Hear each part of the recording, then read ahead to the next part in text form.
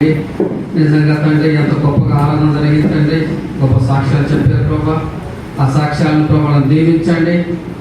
ప్రభా ఎక్కడ కూడా ఇబ్బంది లేకుండా సైతాన్ని ఎక్కడ ప్రభావ ఇబ్బంది పెట్టకుండా మీరు తోడుగా నడిపించమని యేసు నామములో అడుగుతున్నాం తండ్రి. ఆమేన్.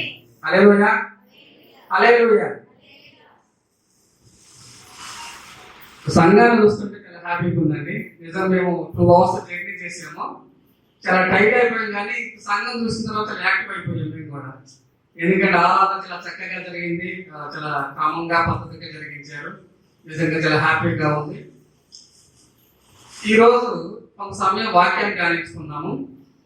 ఈరోజు నేను చెప్పబోయే టాపిక్ ఏంటంటే ఒక మంచి తీర్మానం.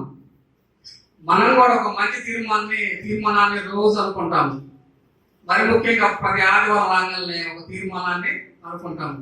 రోజు లేవాలి, చర్చికి వెళ్ళాలి, వాక్యాన్ని దేవుని దగ్గరికి వెళ్ళాలి, ఈ వారం అంతా సరే దేవునితో గడపాలి అనుకుంటాం. కానీ మనలో చాలా మందిని మళ్ళీ సోమవారం రాగానే ఏం చేస్తాము, సోమవారం శనివారం వరకు పనులకు వెళ్ళిపోతాము, దేవునికి కొంత సమయం కూడా ఇవ్వలేకపోతున్నాము. కానీ ఇక్కడ బైబిల్ నుంచి కొంతమంది వ్యక్తులు మనం చూసినప్పుడు వాళ్ళు చాలా గొప్ప తీర్మానం చేసుకున్నారు. బైబిల్ గ్రంథంలో నుంచి రూతు గ్రంథము 1:16 చూస్తే అక్కడ రూతు ఒక మంచి తీర్మానం చేసుకుంది. ఏమనంటే, నీ జనమే నా జనము, నీ దేవుడే నా దేవుడు అని ఒక మంచి తీర్మానం చేసుకుంది. అక్కడ ఏమండి, నీ జనమే నా జనము, నీ దేవుడే నా దేవుడు అని ఒక గొప్ప తీర్మానం తీసుకుంది రూతు. ఇక్కడ రూతు ఎందుకు తీర్మానం తీసుకోవాల్సి వచ్చింది అని మనం చూస్తే, అక్కడ రూతు గ్రంథంలో 1వ అధ్యాయంలో రూతు తన అత్తగారైన నయోమితో మాట్లాడుతుంది అన్నమాట. మీకు బాగా తెలిసిన గ్రంథంలో రూతు అనేది. ఈ రూతు గ్రంథంలో మనం చూస్తే నిజంగా దేవుడు చాలా మంచి మంచి విషయాలు మనకు బయలుపరుస్తూ ఉంటాడు. మరి ముఖ్యంగా ఒక అత్త కోడల మధ్య సంభాషణ అనేది మనం ఇక్కడ చూస్తూ ఉంటాం.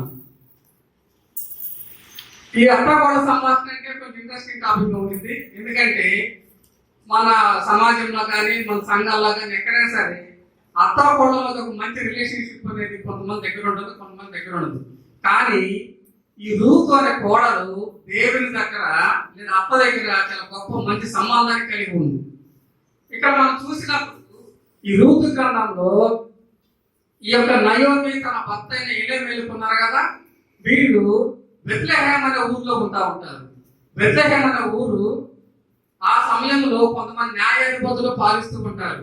ఆ సమయంలో వాళ్ళకి కొన్ని కరువులు వస్తూ ఉంటాయి. ఇజ్రాయేల్ ప్రజలు దేవుని దగ్గరగా ఉండలేరు. కొంతమంది రాజులు లేనప్పుడు న్యాయాధిపతులు వాళ్ళతో పాలిస్తూ ఉన్నప్పుడు వీళ్ళు కొన్ని సమస్యలతో పోరాడుతూ ఉంటారు. ఆ సమయంలోనే ఈ యొక్క బెత్లెహేములో కరువు వస్తుంది. నయోమి తన భర్తగా ఎలీమెలెకు ఏం చేస్తారంటే, దేవుడు ప్లేస్ చేసిన బెత్లెహేము, మన బెత్లెహేము గురించి తెలుసు కదండి, చాలా గొప్ప పవిత్రమైన ప్లేస్. అలాంటి పవిత్రమైన ప్లేస్ ని వాళ్ళు వదిలి ఒక భయంకరమైన ఊరికి బయలుదేరుతూ ఉంటారు. ఆ ఊరి పేరే దేశం ఏంటంటే మోయాబు దేశం. మోయాబు దేశం అనేది మనం బైబిల్లో చూస్తే చాలా భయంకరంగా ఉందన్నమాట. అక్కడ చూస్తూ ఉంటే మనం బైబిల్లో ఆది కాండం నుంచి కూడా మనము మోయాబీలు, కనానీయులు అనే వాళ్ళు చాలా భయంకరంగా ఉంటారు. మరి ముఖ్యంగా మోయాబు దేశంలో ఏం జరుగుతుంది, చిన్న బిడ్డలు బలిస్తూ ఉంటారు, బయలు దేవతలను ఎక్కువ పూజిస్తూ ఉంటారు. అక్కడ ఇంకా విగ్రహాలను ఎక్కువ ఉంటుంది. ఎవరు కూడా దేవుడిని ఎరగరు, దేవుని దగ్గరికి రారు. వాళ్ళ ఇష్టానుసారంగా ఏం చేస్తూ ఉంటారు, దేవునికి లోపడకుండా వాళ్ళు ఆ యొక్క మోయాబు దేశంలో భయంకరమైన విగ్రహాలు తిరుగుతూ ఉంటాయి. ఇక్కడ దేవుడి ఇచ్చిన బెత్లెహేమ్ అనే ఊరిని వాడుకోకుండా లేదా ఉండకుండా వాళ్ళు ఏం చేస్తారు, మోయాబు దేశానికి వెళ్తూ ఉంటారు. మనకి ఒకవేళ దేవుడు మనకు ఒక సొంత గృహాన్ని లేదంటే మనకున్న బ్లెస్ చేసిన ఊరిని కానీ మనం వేరే ఊరికి వెళ్ళామని ఏమవుతుంది, అక్కడ ఎవరో తెలియదు, కొత్త కొత్త ప్రదేశాలు, అక్కడ ఏమవుతుంది, కష్టాలు అనేవి మనకు తెలుస్తూ ఉంటాయి. అలానే వీళ్ళకి ఆ యొక్క మోయాబు దేశానికి వెళ్ళినప్పుడు ఇక్కడ వాళ్ళకు కూడా కొన్ని భయంకరమైన సంఘటనలు ఎదురైనవి. ఫస్ట్ వెళ్ళగానే ఏమైంది, కొన్ని సంవత్సరాల తర్వాత తన భర్త అయిన ఎలీమెలెకు చనిపోతాడు. చనిపోయినప్పుడు ఇక్కడ నయోమి తన భర్త 2 చిన్న మిస్టేక్స్ చేస్తూ వస్తూ ఉంటారు. ఒకటి ఏంటంటే, బెత్లెహేమ్ నుంచి దేవుని దగ్గరగా ఉంటూ కూడా పరిస్థితులను బట్టి వాళ్ళు మోయాబు దేశానికి వెళ్తూ ఒకటి ఏం చేసి తప్ప ఏంటండి, మోయాబు దేశానికి వెళ్ళటం. అసలు మోయాబు దేశం ఈ కనానీయులు మనం ఆది కాండంలో చూసినప్పుడు ఇస్సాకు ఒక మాట చెప్తారు. తన బిడ్డలైన వాళ్ళకి యేసేపు యాకోబుకి, మీరు ఎవరినైనా సరే పెళ్లి చేసుకోండి, కనానీయులను మోయాబులను మాత్రం పెళ్లి చేసుకోవద్దు, ఎందుకంటే అక్కడ విగ్రహారాధన ఉంటుంది, అక్కడ ఉన్న కుమార్తెలు చేసుకుంటే మీరు కూడా ఏమవుతారు, విగ్రహారాధనకు వెళ్ళిపోతారు అని ఆ రోజుల్లో ఇస్సాకు గారు చెప్పారు. ఎందుకు చెప్పారంటే ఈ కనానీయులు మోయాబీలు ఎక్కడ వారండి, లోతు సంతానము వీళ్ళకి ఆ దేశాలు ఇచ్చారనమాట. లోతు సంతానం అంటే మీకు తెలిసే ఉంటుంది. కానీ వీళ్ళు ఏం చేశారు, బెత్లెహేం నుంచి బయలుదేరి బ్లెస్డ్ ఊరు అనమాట బెత్లెహేం అనేది. అక్కడ నుంచి బయలుదేరి ఒక పాపమైన ఊరికి వెళ్ళినప్పుడు అక్కడ కొన్ని సంఘటనలు ఎదురవుతూ ఉంటాయి. ఒకటి, తన భర్త చనిపోయాడు. భర్త చనిపోయిన తర్వాత కూడా తను ఏం చేయాలండి, దేవుని దగ్గరకే రావాలి, లేదంటే మళ్ళీ కూడా వెనక్కి వచ్చి మనం దేవుని దగ్గరగా దేవుని పెట్టలైన ఊర్లోకి వచ్చినప్పుడు మనం ఏం చేస్తాము, అక్కడ కొంతమందిని చూసైనా మనం ఒకవేళ భక్తి పోగొట్టుకున్నా సరే వాళ్ళ చూసి దేవుని భక్తిలోకి వస్తాము.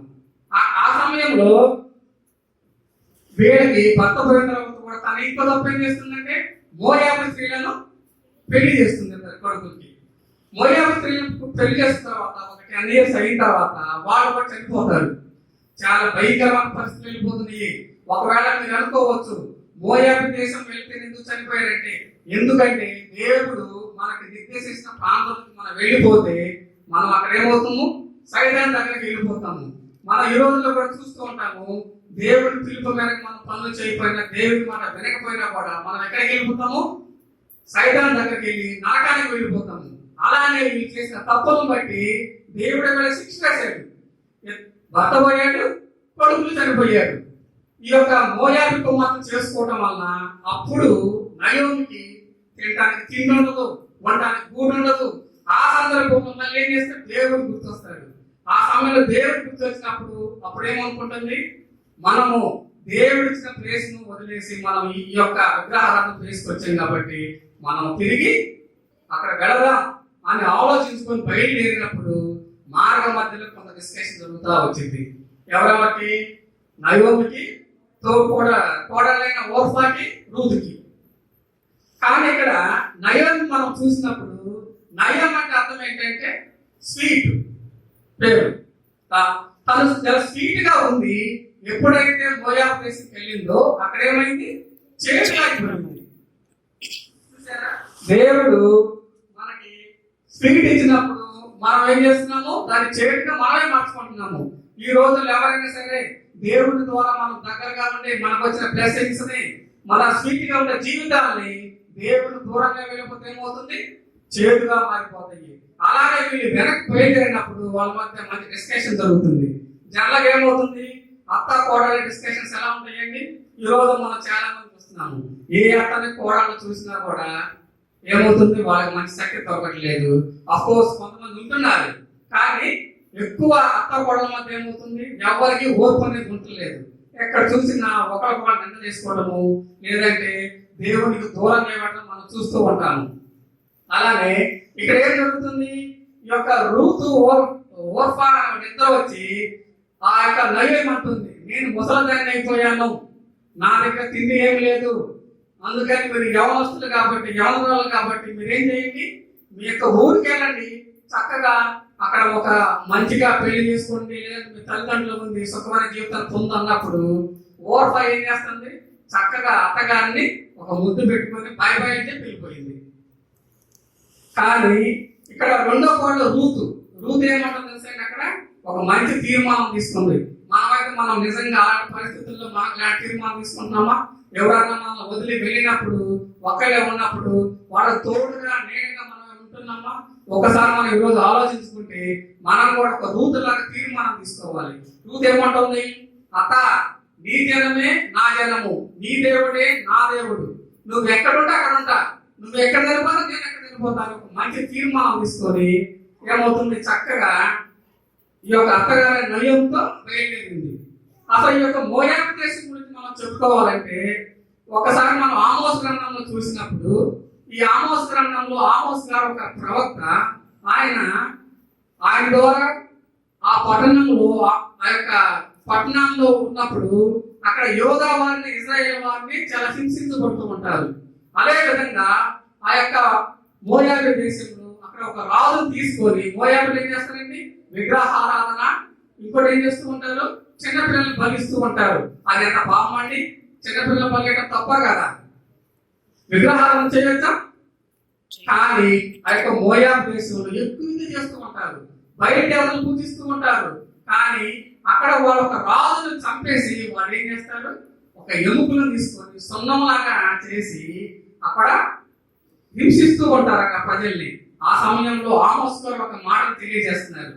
అమోరీయులు, మీరు దేవునికి వ్యతిరేకంగా ఒక రాజునైంది యోగా ఇజ్రాయేల్ ప్రజలను హింసిస్తున్నారు, మీకు ఒక శాపాన్ని ఇస్తున్నాను అని చెప్పినప్పుడు ఏ శాపం తెలుసండి? మీకు ఒక న్యాయాధిపతి అనే వాళ్ళు లేకుండా చేస్తానని ఒక భయంకరమైన శాపం పెట్టారండి. న్యాయాధిపతి లేనప్పుడు మన జీవితాలు ఎలా ఉంటాయండి? మన ఒక లీడర్ లేనప్పుడు మన పరిస్థితి ఎలా ఉంటుంది? మన ఒక పాస్టర్ లేనప్పుడు మన పరిస్థితి ఎలా ఉంటుంది? ఒక సంఘం లేనప్పుడు మన పరిస్థితి ఎలా ఉంటుంది? మనం ఎలాంటి మన జీవితం అనేది దగ్గరికి వెళ్ళిపోయి ఘోరమైన పరిస్థితికి వెళ్ళిపోతాం. అలాంటి మోయాబురాలైన రూతు చక్కగా తన అత్తకి తోడుగా ఉంది. ఏమంటుంది? నువ్వు